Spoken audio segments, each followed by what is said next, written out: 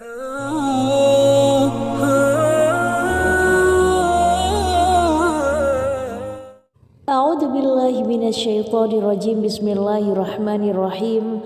Assalamualaikum warahmatullahi wabarakatuh. Sahabat kaum muslimin dan muslimat rahimakumullah, ujian menyerang siapa saja, tidak pandang bulu.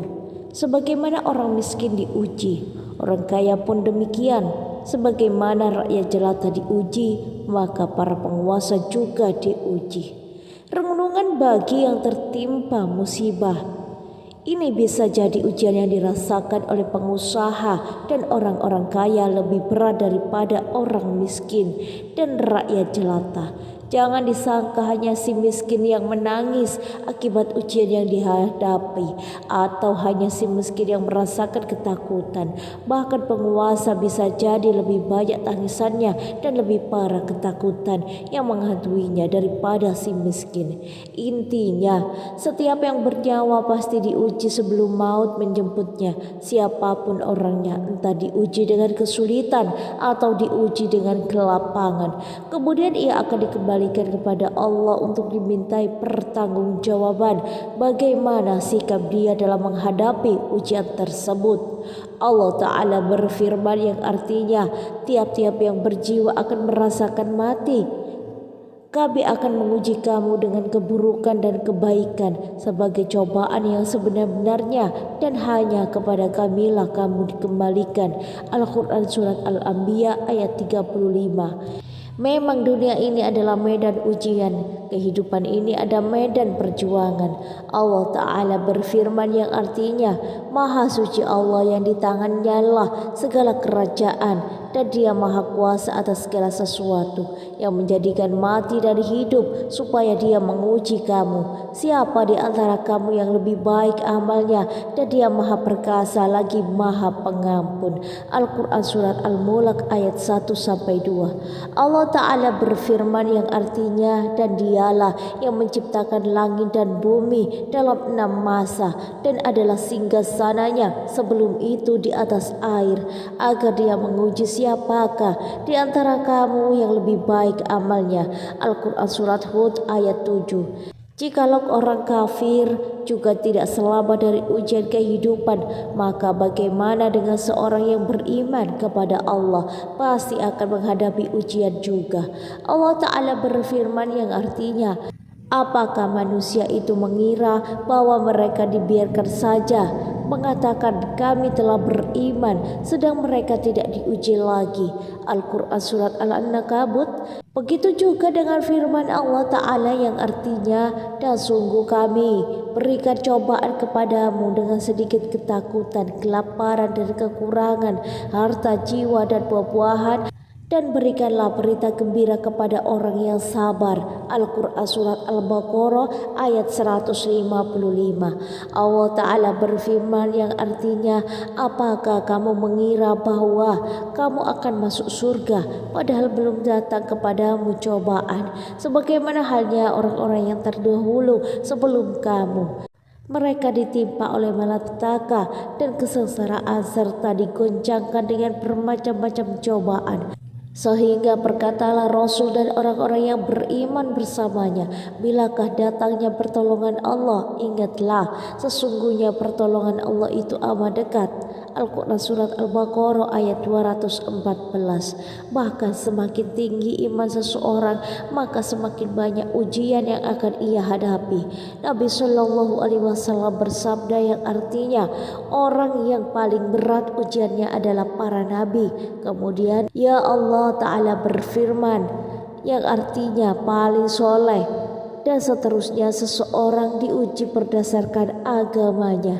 Jika agamanya lemah, maka ia diuji berdasarkan agamanya, dan ujian senantiasa menimpa seorang hamba hingga meninggalkan sang hamba berjalan di atas bumi tanpa ada sebuah dosa pun. Disahihkan oleh Albani dalam As-Sahihah nomor 143.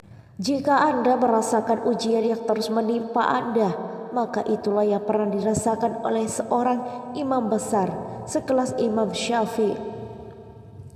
Al-Imam As-Safi rahimahullah berkata, cobaan zaman banyak tidak habis-habisnya dan kegembiraan zaman mendatangimu sesekali seperti sesekalinya hari raya.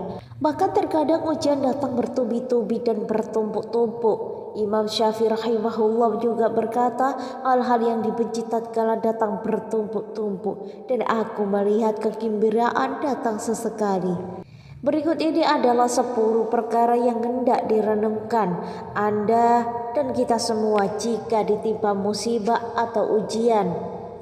Yang pertama, yakinlah bahwa selain Anda pun juga diuji. Ada yang diuji dengan kemiskinan, ada yang diuji dengan harta, jabatan, dan kekuasaan. Ada yang diuji dengan istri yang berakhlak buruk. Ada wanita yang diuji dengan suami bejat. Ada wanita yang diuji dengan mertua yang jahat. Ada yang diuji dengan ibunya. Dan terlalu banyak model ujian yang menimpa manusia, maka Anda sebagai manusia yang lain yang juga ditimpa musibah atau ujian yang beraneka ragam. Yang kedua, sabarlah dengan ujian yang sedang Anda hadapi. Alhamdulillah, Anda masih bisa memikulnya. Bisa jadi jika Anda diuji dengan ujian yang lain, maka Anda tidak akan mampu menghadapinya. Yakinlah bahwa tidaklah Allah menguji kecuali dengan ujian yang mampu dihadapi oleh seorang hamba. Yang ketiga, terkadang syaitan membisikkan kepada Anda bahwa ujian yang Anda hadapi sangatlah berat dan tidak mungkin untuk Anda pikul. Maka ingatlah bahwa saat ini masih terlalu banyak orang yang diuji dengan ujian yang jauh lebih berat dengan ujian yang sedang Anda hadapi. Yang keempat, bukankah ujian yang dihadapi dengan kesabaran maka akan menghapus dosa-dosa dan meninggikan derajat?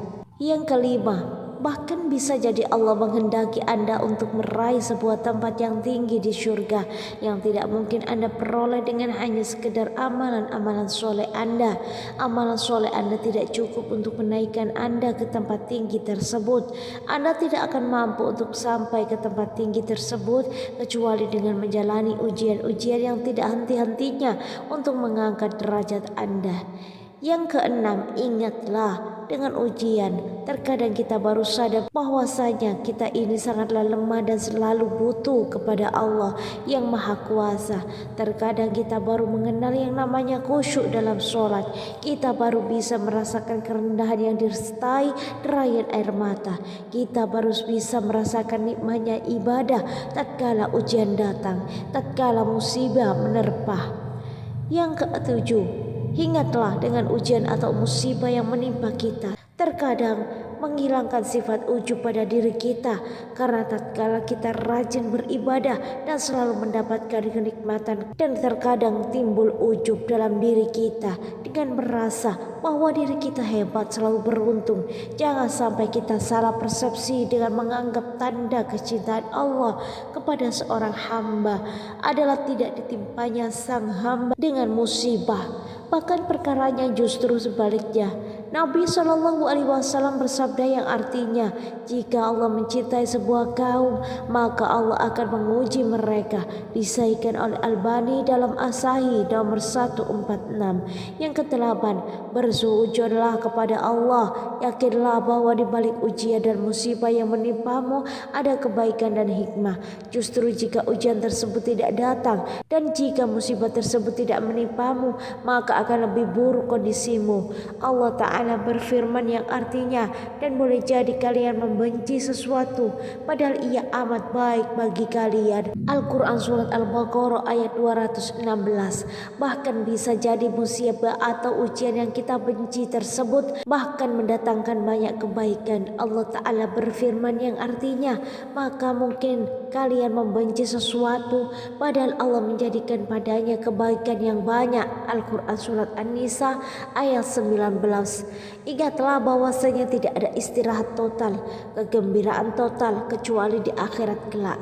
Selama Anda masih hidup di dunia, maka siap-siaplah dengan ujian yang menghadang. Bersabarlah, tegarlah demi meraih ketenteraman dan kebahagiaan abadi kelak di surga.